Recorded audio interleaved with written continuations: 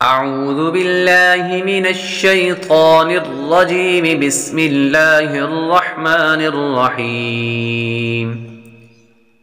یسن القرآن قاعدہ نمبر 5، تنوین کی پہچان۔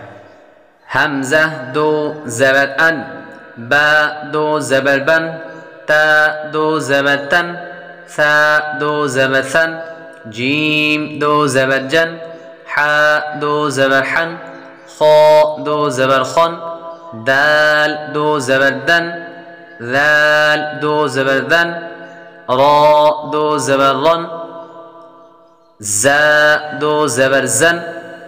یہ زا ہونا چاہیے، یہاں پر زا کا نقطہ نہیں ہے۔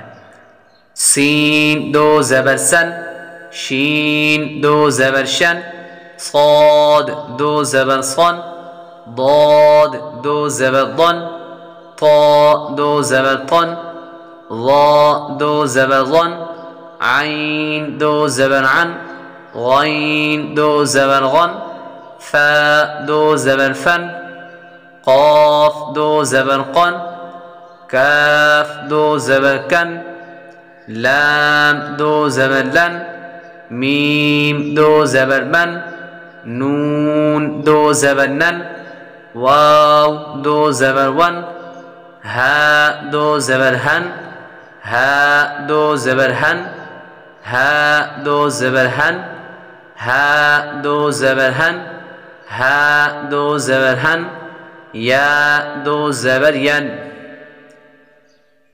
یہاں پر 5 قسم کی ہا لکھی ہوئی ہے، یہ بھی ہا، یہ بھی اور یہ مختلف شکل کے اندر لکھی ہوئی ہیں۔ اس لیے جتنے بھی قرآن پاک کے اندر ہا جس شکل کے اندر آتی ہیں وہ ساری یہاں پر لکھی ہوئی ہیں، تاکہ بچوں کو آسانی کے ساتھ یہاں پر سمجھ آ سکے۔ حمزہ دو زبر ان، حمزہ نون زبر ان۔ اب یہ بھی ان اور یہ بھی ان، یہ دو لکھنے کا مقصد یہ ہے کہ اگر حمزہ دو زبر ان پڑھیں تو بھی نون کی آواز آئے گی، اور حمزہ نون زبر ان پڑھیں تو بھی نون کی آواز آئے گی۔ تو اس لیے کہا جاتا ہے تنوین نون ساکن ہوتا ہے جو کلمے کے آخر میں آتا ہے، اس لیے تنوین کی آواز نون ساکن کی طرح ہوتی ہے۔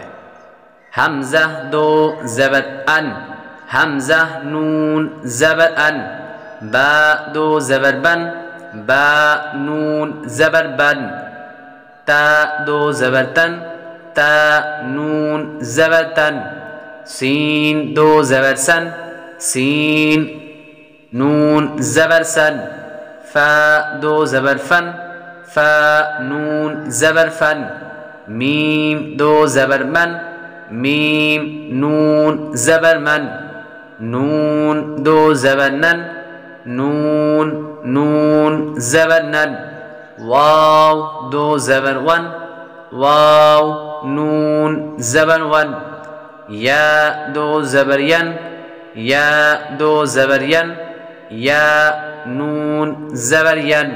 یہاں پر بھی 2 یا لکھی ہیں، یعنی ایسے بھی آتی ہے اور اس طرح بھی آتی ہے۔